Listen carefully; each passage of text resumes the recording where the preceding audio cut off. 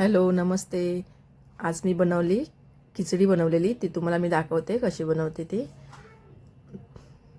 मी आज गुरुवार असल्यामुळे नाश्त्याला मी खिचडीच केलेली. आज उपवास होता त्यामुळे मी खिचडी बनवलेली. तर हे मी रात्री साबुदाणे घातलेले भिजवायला. 2 वाट्या साबुदाणे घातलेले. त्यामध्ये 1 वाटी पाणी घालायचे. 2 वाटी साबुदाणे असले तर त्यात 1 वाटी पाणी टाकायचं. मग ते व्यवस्थित भिजून असे बघा व्यवस्थित असे खुले खुले होतात. नाही चिपकत नाही, पाणी बिणी राहत नाही, चिपचिपी होत नाहीत. हे आता मी शेंगदाणे भाजून घेतले. त्याची मी सालं काढून घेतली. व्यवस्थित सालं काढून घेतली भाजून त्यांना. आणि आता मी थोडेसे ठेवते असेच. थोडेसे मी त्यामध्ये असेच घालणार आहे. अख्खे शेंगदाणे थोडेसे घालणार आणि राहिल्यांची मी पावडर मिक्सरला लावून त्याची पावडर करून घेते. हे बघा, तर मिक्सर लावून त्याची मी पावडर करून घेतली आहे. ते आपण आतमध्येच घालू. 4-5 चम्मच आतमध्ये टाकायची.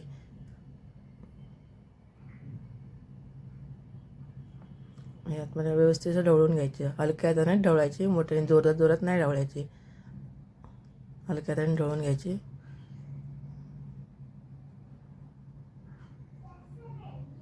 व्यवस्थित ढवळून झाल्यानंतर अजून मी 1 चम्मच घालते आणि व्यवस्थित असं ढवळून घेते.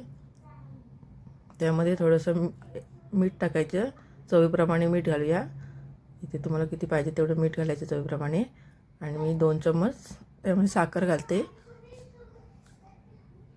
2 चम्मच साखर घालायची आणि व्यवस्थित आपण ढवळून घेऊ. व्यवस्थित हलक्या हाताने ढवळून घ्यायचे. जोरात जोरात नाही ढवळायचं, असं मोठ्या मोठ्या हलक्या हाताने ढवळून घेतले की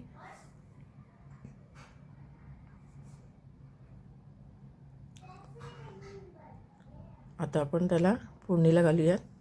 त्यामुळे मिरची घेतली, कढीपत्ता आणि मी कोथिंबीर घेतली आणि हे काजू घेतले. काजू हे ऑप्शनल आहेत. तुम्हाला पाहिजे असतील तर तुम्ही घेऊ शकता. तसं काही नाही, घालायलाच पाहिजे असे.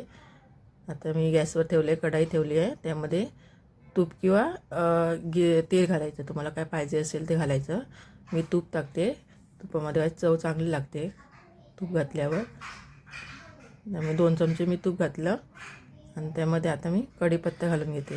राई जिरी मी टाकत नाही. तुम्हाला पाहिजे असेल तर तुम्ही जिरं किंवा राई टाकू शकता. मी नाही टाकली. मी कढीपत्ता टाकला आणि मिरची घातली.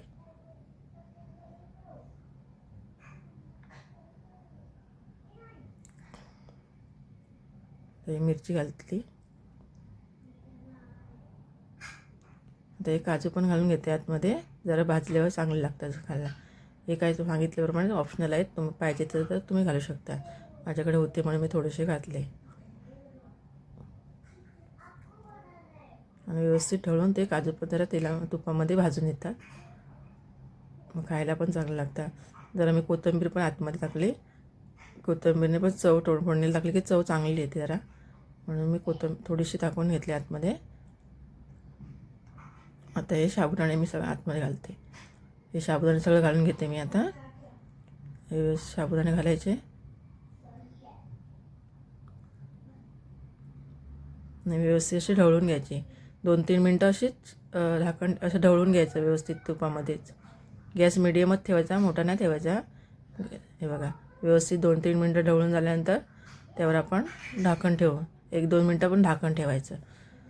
हे बघा, झाकण काढून घेऊ आणि बघूया आपल्या किती आलं ते. बघा, ही व्यवस्थित झाली आहे. बघा किती सडसडीत झाली आहे. चिपचिप अजिबात झाली नाही आहे. 1-2 मिनटं ढवळून घेतली मी आणि त्याला पुन्हा एकदा वाफ देते मी.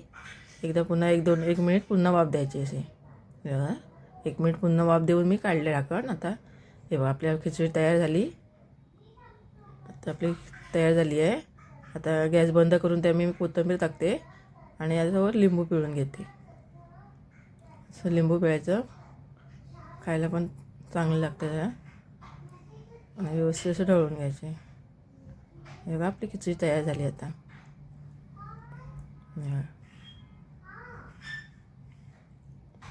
अशा प्रकारे तुम्ही करून बघा, तुम्हाला नक्की आवडतील.